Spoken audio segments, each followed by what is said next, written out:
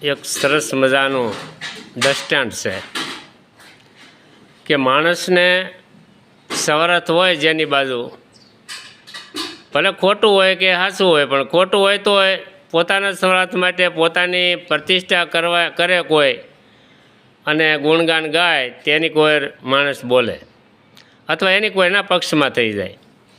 તો એક હંસ અને હંસલી અને કાગ વિશે વાત છે. તો હંસ અને હંસલી એકવાર એને એમ થયું કે હાલો ને આપણે હવે અહીંયા માનસરોવરની અંદર ઘણા મોતી શેર્યા હાસા, હવે આપણે થોડાક દેશાટન કરીએ. એમ કરતાં કરતાં કરતાં ગુજરાત પ્રદેશમાં આવી ચડ્યા.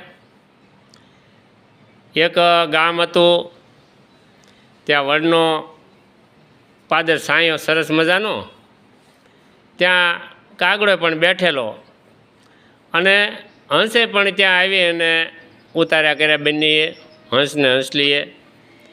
ત્યારે ગામને પાદર સરસ મજાની નદી હોય અને પાણી હોય અને ઉનાળાનો સમય હોય એટલે માણસ ખાટલા નાખીને ત્યાં સૂવે. પહેલાં જમાનામાં સાંયે સરસ મજાનો વડ હોય ત્યાં સંધાય સૂતા હોય બધા ભેળા થઈને ગામના લોકો, અને બપોરનો સમયગાળા તડકાનો. ત્યારે એ માણસો સૂતા હતા એની ઉપર કાગડો સરક્યો એના મોઢા ઉપર બરાબર. એટલે હંસ કે એલા ભલા માણા, આ મનુષ્યની જાતિ ઉચ્ચ જાતિ અને ઉચ્ચ કોટીનો માનવ દેહ એની ઉપર તું સરક્યો. તે કાગડો કે એ લાગના છે. હંસ કે કેમ એ લાગના છે? તો કે એ બરાબર જે હું સરક્યો છે બરાબર છે એની માથે. ત્યારે એના દ્રષ્ટાંત રૂપે એણે પછી હંસને બતાવવા માટે એક યુક્તિ ગોઠવી. ત્યારે હંસનો કે આ હંસલી મારી છે કે કાગડો કે તમે આવ્યા ભલે પણ હંસલી જ મારી છે તમે કહેતી, કે હંસ કે એમ કહેતી અમે તો અહીં બંને ફરવા આવ્યા છીએ. તો કે નહીં, હંસલી મારી છે. ત્યારે હંસ કાંઈ માને નહીં એમ. તો કાગડો શું કે તો હું આગળ ગામમાં જાઉં અને બધાને બરીકી આવું. તો ગામ લોકો એમ કહે કે આ હંસલી તમારી છે એમ કહે તો આ પાડવાની.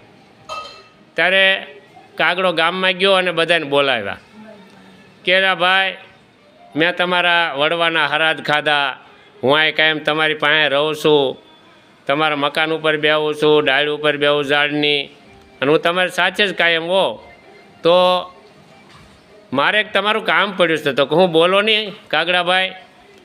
તો કે હંસને હંસલી આવ્યા છે વિદેશમાંથી, પણ હંસલી મારી છે એ કે, અને ઓલો હંસ કે મારી છે હંસલી.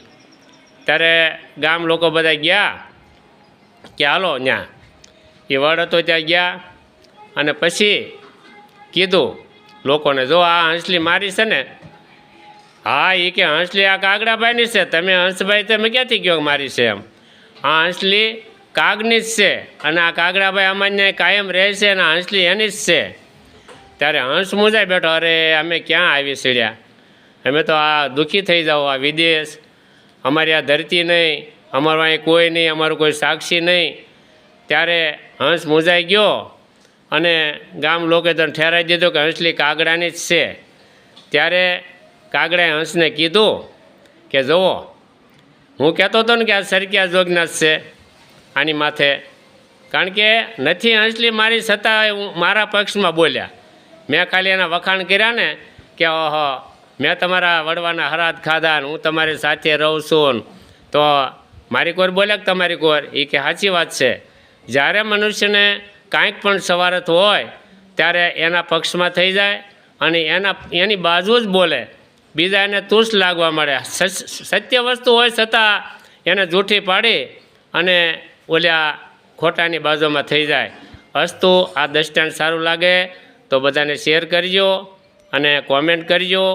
ઓમ નમો નારાયણ.